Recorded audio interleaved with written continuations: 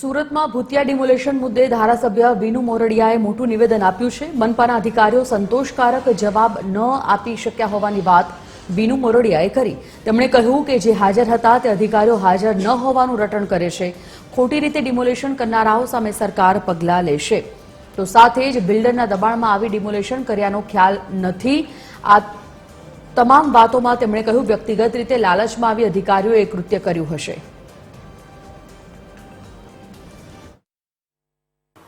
અત્યારે કોર્પોરેશનના અધિકારીઓ જે પ્રકારે મને જવાબ આપ્યો છે, પરંતુ એ જવાબ સાચો જણાતો નથી, કારણ કે ત્યારબાદ જે મીડિયામાં બતાવવામાં આવી રહ્યું છે અધિકારીઓની હાજરીમાં માર્ગદર્શન આપતા હાથ ચીંધીને જે કરતા હોય, તો જે અધિકારીએ એવું કીધું કે ભાઈ હું હાજર નહોતો ત્યાં હું નથી ગયો, એ અધિકારી તમે મીડિયામાં મને બતાવી રહ્યા છો કે આ હાજર હતો માથે રૂમાલ બાંધી, એટલે પોતે કંઈક છુપાવી રહ્યા છે। એ પ્રકારનું દ્રશ્ય શંકાને મજબૂત કરનારો આ દ્રશ્યો અત્યારે જોઈ રહ્યા છીએ।